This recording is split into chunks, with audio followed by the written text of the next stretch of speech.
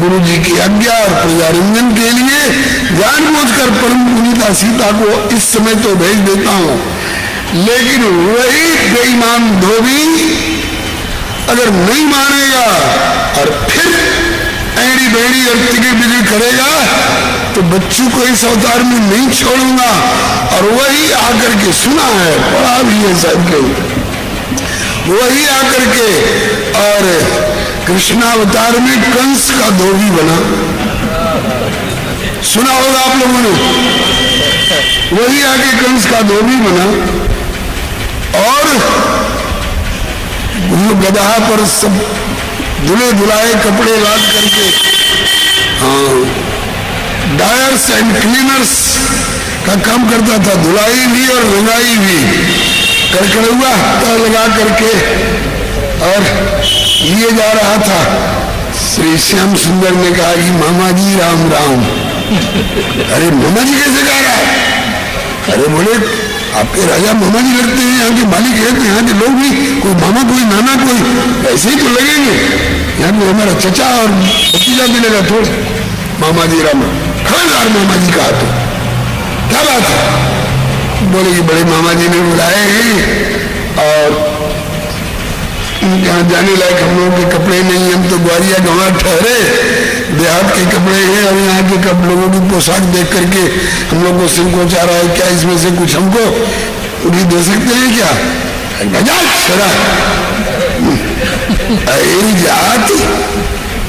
जात काम रिया बंधन फिरत चढ़ावत गई, चले राजसी पोशाक पहनने के लिए। ठाकुर जी ने कहा कि साले इस बार क्षमा नहीं करूंगा और कोई और वृंदावन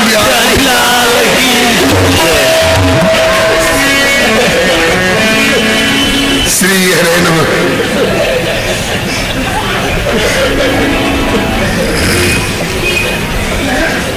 इस बार क्षमा नहीं करूंगा।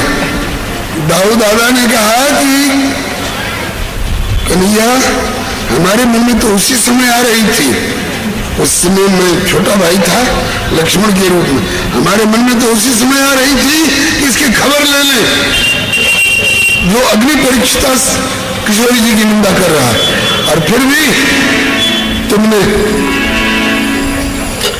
तुम्हारा रुख देखा इसलिए हम चुप लगा गए, तो चलो इस समय इसको इसका बेड़ा पार किया। अच्छा, एक थाप में हम तलवार का प्रयोग करते तब शायद गर्दन उतर सकती थी, और कन्हैया ने तलवार का प्रयोग नहीं किया, केवल वो थाप मारी और उसका धड़ अलग और सिर अलग। पढ़ लीजिएगा भागवत में, उनके संकल्प मात्र से ब्रह्मांड का प्रलय हो सकता है। भ्रिकुटी भंग जो कालई खाई, काई की सोई ऐसी लड़ाई। बहुत सारी कथाएं ऐसी हैं जो श्री रामावतार में गम खा के रह गए, गम खा के रह गए, और उसकी पूर्ति श्री कृष्णावतार में करी गई है। इसलिए अब इस प्रसंग को यही विराम दिया जा रहा है। सुनील भाई याद दिला रहे थे कि गोस्वामी बिंदु जी वाला पद, तो दो कड़ी सुन लीजिए। कहा जा रहा था दिमाग, बुद्धि और हृदय। हृदय जिनके पास विकसित होता है वो प्रेमी होते हैं, अब बुद्धि जिनकी विकसित होती है, हृदय संकुचित होता है, वो प्रेमी कम होते हैं, वो तार्किक ज्यादा होते हैं। और परिशुद्ध बुद्धि हुई तो तार्किकता इनको ज्ञान की ओर ले जाती है, मोक्ष की ओर ले जाती है। अब कुतर्क करने वाले तो नरक में ही जाते हैं। इसलिए अस विचारिये तज्ञ विरागी, राम ही भजही तर्क सब त्यागी। आइए, कल आपको मालूम हुआ था कि भगवान श्री कृष्ण ने चलो बिंदु जी वाला फिर सुन लो। गोस्वामी बिंदु जी ने गाया है, बुद्धि जिनकी विकसित है उनमें और हृदय जिनका विकसित है, इन दोनों में अंतर। क्या उपलब्धि होती है? बोले जिसने घनश्याम तेरे प्रेम का अरमान लिया,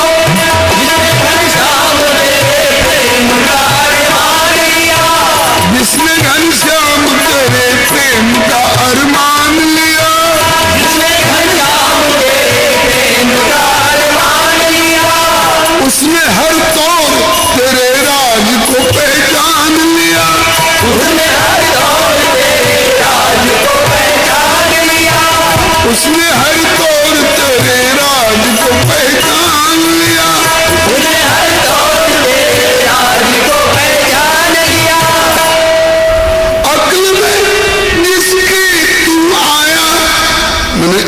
द्वारा, बुद्धि के द्वारा जिसने तुझको आंकना चाहा तो उसकी हालत खराब रही।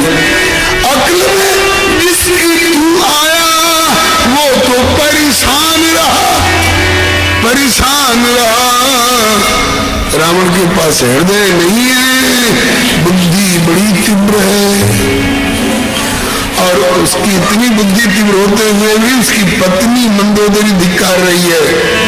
राम है कौन क्या अब तक तुम्हें ये ज्ञान नहीं?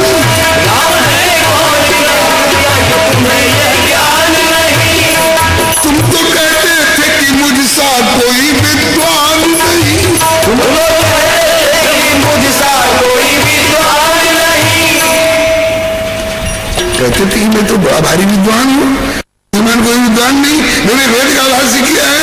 और वेद में यही लिखा है कि किसी की घरवाली को उठा के ला करके बंद कर लो अपने यहाँ, यही तुम्हारी पढ़ाई है, यही तुम्हारी बुद्धिमत्ता है। तो उसकी अक्ल में है भगवान कैसे है? जो नर रूप भूप सुत को तो हरि हो नारी, ये तीनों दो, ये तर्क है। और जो भगवंत नहीं उतारा ये तर्क है।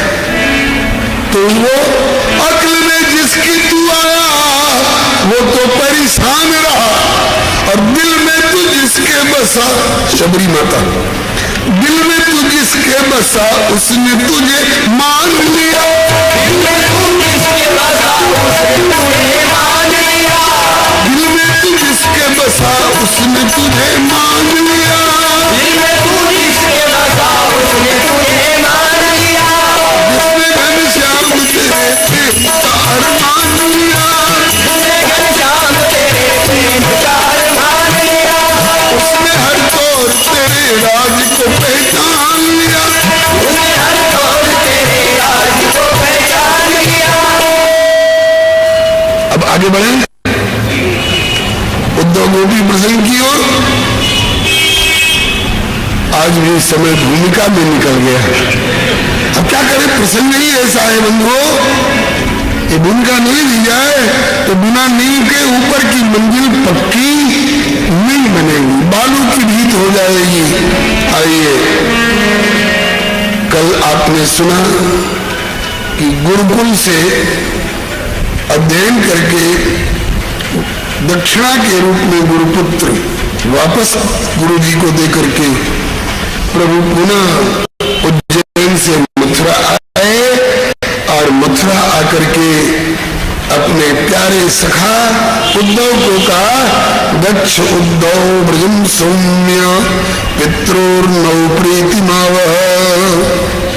भैया उद्धव जाओ, गोकुल को जाओ, ब्रज में जाओ, मेरी मैया यशोदा को और मेरे पिता श्री नंद बाबा को सांत्वना दो, और मेरी प्यारी गोपियों को सांत्वना दो। उद्धव को ही क्यों कहा? कल कारण बताया जा चुका है। उद्धव प्रभु को कभी कभी कोसते थे अपने ज्ञान के गुमान में। मैं बृहस्पति जी का विद्यार्थी रहा हूं साहब, क्या समझ रखा है आपने? मैं ज्ञानी हूं, ज्ञानी, और ज्ञान में सब ब्रह्म का ही स्वरूप है, एक ब्रह्म समान सब में। और कन्हैया है, ये तेरी क्या हालत हो जाती है कभी कभी, ओठ पर फफड़ी पड़ने लग जाती है, आंखों से आंसू, हर चेहरा फक, हर कभी गिरने पड़ने लग जाते हो। कई बार देख चुके हैं उद्धव कन्हैया की ये दशा, इसलिए कन्हैया को टोक रहे हैं। अब इस बात को अगर आप चाहें, बहुत प्यारा काव्य है रत्नाकर जी के द्वारा लिखित उद्धव शतक, प्राय ये मंगलाचरण के बाद यहीं से प्रारंभ होता है। जात जमुना में, नात जमुना में, जल जात एक देखो जात, नाथ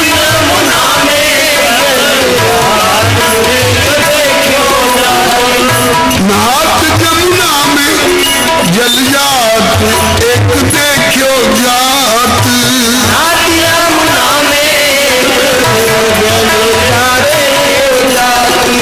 जाको अध उरध अधिक मुरझायो है,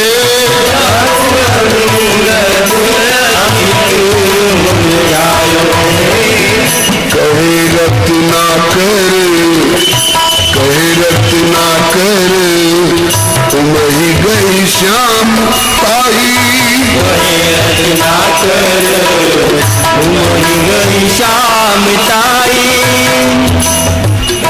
कहे रत ना कर, तुम्ही गई श्याम ताई, कहे रत ना कर, तुम्ही गई श्याम ताई, वासना सोने को नासिका लगायो है, वासना सोने को नासिका लगाई है, क्यों ही कछु भूमि झूमी बेसुध भय के हाय, भूमि झूमी बेसुध भय के हाय, पाए परे उखरी अभाय मुख छायो है, पाए परे उखरी अभाय मुख छायो है, पाए घड़ी द्वेक में जगाए लाए उदो तीर, आए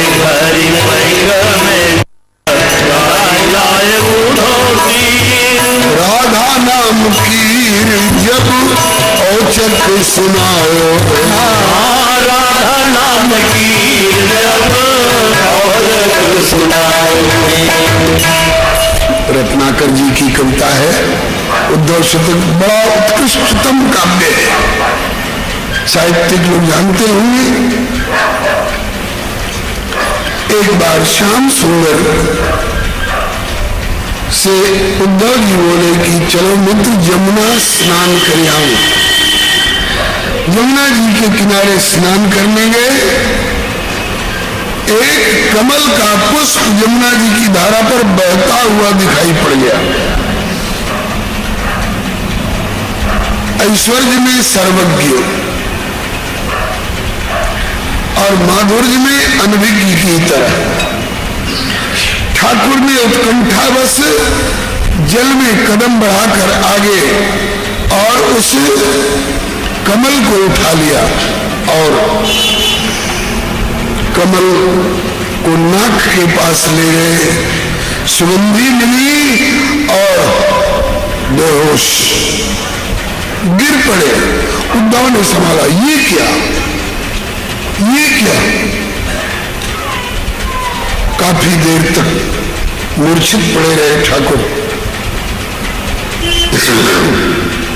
अब उद्धव सोच रहे कि क्या हो गया, मुझको कलंक तो नहीं लगा, मैंने क्यों प्रस्ताव किया कि चलो यमुना नहा जावे, और इसकी आज जो हालत हुई हमने तो कभी देखी नहीं थी। ये तो बड़ा ज्ञानवान है, बड़ा धीरजवान है। खैर थोड़ी देर तक अपना उपचार करते रहे, कुछ पंखा जलते रहे और नाक दबाते रहे, जल थोड़ा मुंह में डालते रहे।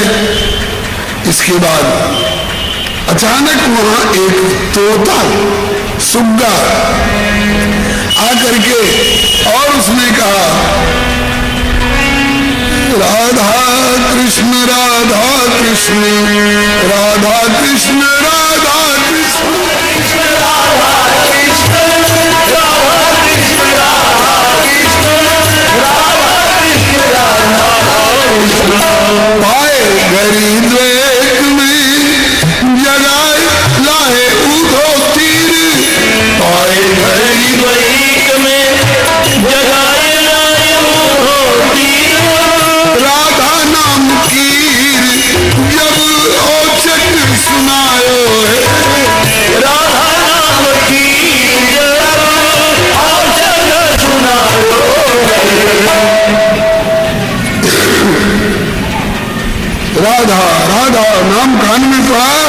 जब ठाकुर की मूर्छा दूर हुई तब उद्धव की जान में जान आई कि बच गए कलंक से। नहीं अपजस हमारे सिर मर जाता, यही ले गया यमुना जी में स्नान कराने को और जाने क्या घटना घट गई। चलो अपजस से बच गए। इसके बाद जब ठाकुर जी बैठ गए बोलने बतियाने की स्थिति में आए तो वो कहती कि क्या हो गया तुमको? बोले मत पूछो। अरे नहीं भाई कुछ बता सही, आगे कहीं ऐसी घटना घटे, मैं कारण को जानता रहूंगा तो उपचार करने में सुविधा रहेगी। कहा कि मत पूछो। कहा कि बताओ, नहीं तो मुझे बेचैनी रहेगी। कहा कि बताऊंगा लेकिन पतियाओगे, विश्वास करोगे? बोले तुम कहो और मैं विश्वास नहीं करूं? हाँ विश्वास करूंगा। कहा कि विश्वास तो करोगे लेकिन हो सकता है हमें कोसने लग जाओ, हो सकता है हमें धिक्कारने लग जाओ। तुम बड़े कमजोर दिल के निकले, तुम बड़े ऐसे निकले वैसे निकले, कोसने लगोगे। बोले अब जो कुछ होगा देखी जाएगी लेकिन बताओ। तब श्याम सुंदर ने बताया। आए भुजबंध गए उद्धव सखा के कंध, डगमग पाए मग धरत धराए। कहे रत्नाकर न बूझे कुछ बोलत, और खोलत न नैनो अचैन चित्त छाए। पाए गए पाई बह कंज में सुगंध, इसकी जो सुगंधी मिली तो सुगंधी मिलती जुलती थी। किससे? बोले जब मैं वृंदावन में रहता था और राधा रानी अपने हाथ में कमल लेकर खेलती थी, घुमाती थी। सोए श्यामा कर में कंज और श्याम कर में मुरली। सोए श्यामा कर में श्याम कर मुरली। सोए राधा कर में कमल श्याम कर में मुरली।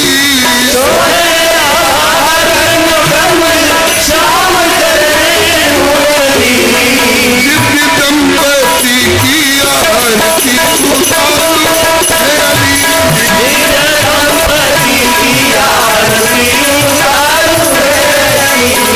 सोहे नंदजू के लाल और वृषभान की लली।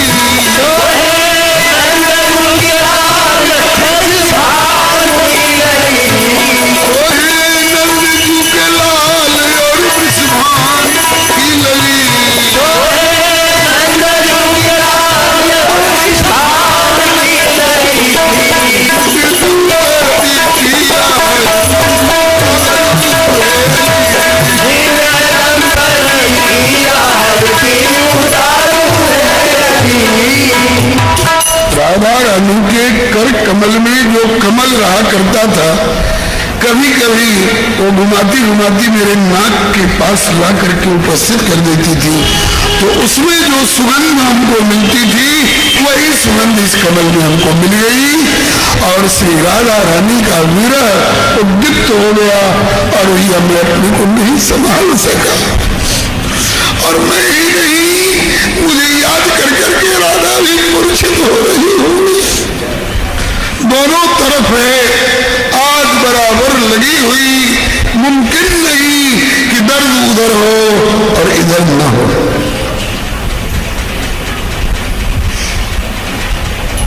एक आधार मिल गया।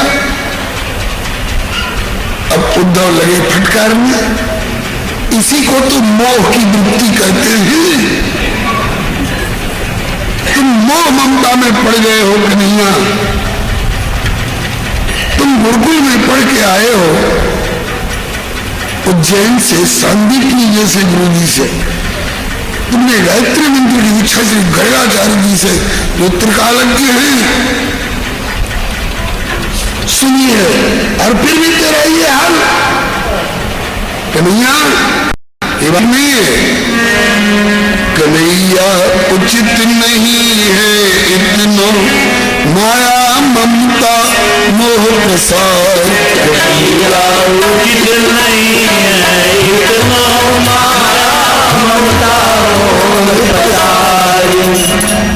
इतना माया मोह ममता होना अच्छा नहीं है। देख तेरी क्या हालत हो गई, तू मूर्छित हो गया, गिर गया। वो तो अच्छा था कि जमुना जी के किनारे था, कहीं बीच धार में गिरता तो।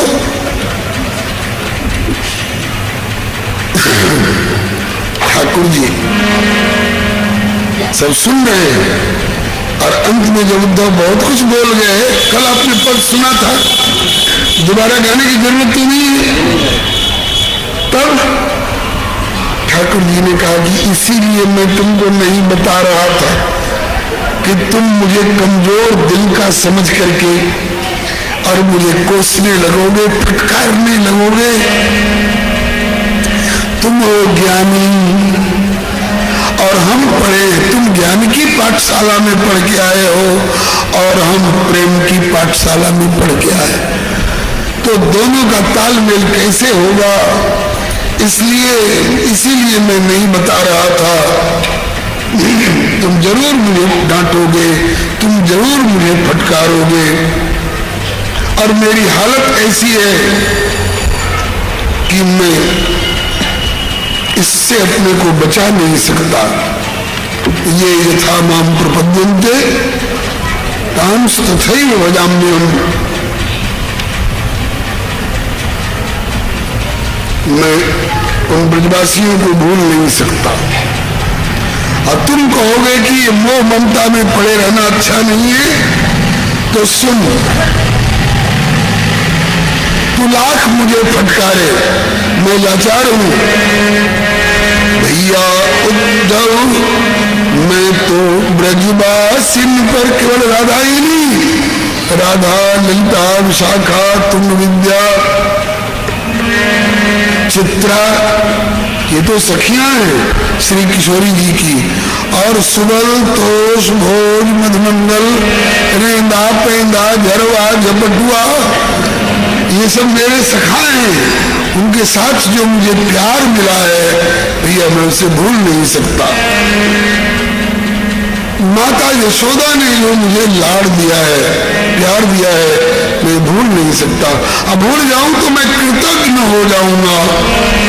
इसलिए भैया उद्धव, मैं तो ब्रजवासिन पे गयो अपन पोहार। भैया उद्धव, मैं तो ब्रजवासिन पे गयो अपन पोहार। मैं दोनों तरह से लाचार हूं। तू कभी मुझे नारायण भी कहता है और कभी तू मुझे नर और ग्वारिया भी कहता है। तो नर मानो तो भी लाचार हूं और नारायण मानो तो और ज्यादा लाचार हूं। नर मानो तो हृदय विवश है जो वीणा के तार। नर मानो तो हृदय विवश है जो वीणा के तार। चढ़ी चढ़ाई वीणा के तार को कोई यूं कर दे, अरे तार खबरदार, बजना नहीं, आवाज मत देना, ये संभव है क्या? नर मानो तो विवश है जो वीणा के तार। नर मानो तो हृदय विवश है जो वीणा के तार। ब्रजवासिन की छेड़छाड़ पर, ब्रजवासिन की छेड़छाड़ पर सहज उठे झनकार। भैया उद्धव, मैं तो ब्रजवासिन पे चुको अपन को हार। ब्रजवासिन की छेड़छाड़ पर सहज उठे झनकार। भैया उद्धव, मैं तो ब्रजवासिन पे गयो अपन पोहार। नर मानो तो अगर ब्रजवासी मेरे लिए तड़प रहे हैं तो मुझे भी उनके लिए तड़पना पड़ेगा। ब्लड रिलेशन भी बाध्य करता है। एक दो उदाहरण देकर के बता दूं। आप जानते हैं पूरा 1955 से अब तक का जीवन भ्रमणशील रहा। 2 दिन यहाँ, 4 दिन वहां, 10 दिन वहां, अब भी है। एक जगह टिकने का मौका ठाकुर नहीं देते। हमारे एक मित्र संत से किसी ने पूछा कि बाबा जी जो कथा कह रहे हैं ये रहते कहाँ हैं? तो उन्होंने यही उत्तर दिया कि या तो व्यासगद्दी पर रहते हैं या रेल के डब्बे में रहते हैं। हमारे एक मित्र थे यही पटना के श्री बलराम बाबू, बीमार पड़ते थे तो लोग उन्हीं के हाथ ले जाके पटक आते थे, याद के अलावा इसको कोई नहीं संभाल सकता। तो उनके सामने कोई पूछते थे कि ये कहाँ रहते हैं? एक शेर पढ़ा करते थे, एक जगह रहते नहीं आशिके बदनाम कहीं, दिन कहीं, रात कहीं, सुबह कहीं, शाम कहीं। तो भ्रमणशील जीवन में कभी कभी 2, 4, 6 महीना पर जब घर आता, गृहस्थाश्रम वाले जीवन में घर आता, मेरी माता जी पूछती, ए मन्ना जी, यार से मन्ना जी कहती, ए मन्ना जी का है माई, फलाना समय में तू ज्यादा कुछ कष्ट में पड़ रहा का? भोजपुरी भाषा। हाँ ए माई, बड़ा कष्ट में पड़ी रही, मुश्किल से प्राण बचल, खबर काहे न कैला? माता जी अगर हम खबर करेला की स्थिति में ना रहने तो हम खबर ना कैली। माई तोहरा कैसे मालूम हो गए? हमारी छाती खजलात रहे, हमारी छाती खुजा रही थी। माताओं की छाती खुजाने लग जाए तो इसका मतलब कि इस छाती के दूध का अधिकारी कहीं कष्ट में। इसी पटना की एक बहन, दूसरी घटना और बता रहा हूं, कारखाना वाली, समाज में लोग उसको कारखाना वाली कहते, अब तो उनका परिवार अमेरिका में रह रहा है। वो बक्सर अपने ठाकुर जी के घर पर श्रीमद् भागवत की सप्ताह कथा होने वाली थी और श्रीमद् भागवत की सप्ताह कथा होने वाली थी। यहां से संकल्प लेकर के गई थी बेचारी कारखाना वाली कि हम पूरी कथा सुनेंगे। गई, शायद 1 दिन की कथा सुन पाई, दूसरे दिन बोली कि महाराज जी हमको जल्दी पटना पहुंचा दीजिए। तो क्यों? आई थी कि 7 दिन सप्ताह कथा सुनी, आई, अभी तो 1 दिन बीता, आई क्यों? बोले महाराज जी कारण नहीं मालूम हो रहा है, लेकिन बेचैनी हो रही है कि हमको जल्दी पटना पहुंचाया जाए। चलो नहीं मानती हो तो जाओ, पहुंचाए। तो मालूम हुआ कि उसका बेटा अमेरिका में एक्सीडेंट में पड़ गया है और वो खबर पटना में आई है।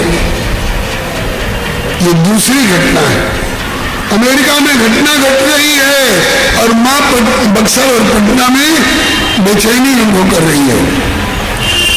तीसरी घटना बताऊं, इसी पटना की एक माँ थी, उसको हम लोग रामनामा वाली मैया कहते थे। शांति दीदी बैठी है और बहनें जिन्होंने उनका दर्शन किया है, इस शरीर को बालक मानती थी, अपना बबुआ कहती थी। कुछ कष्ट हुआ, उसको हॉस्पिटल में भर्ती किया गया और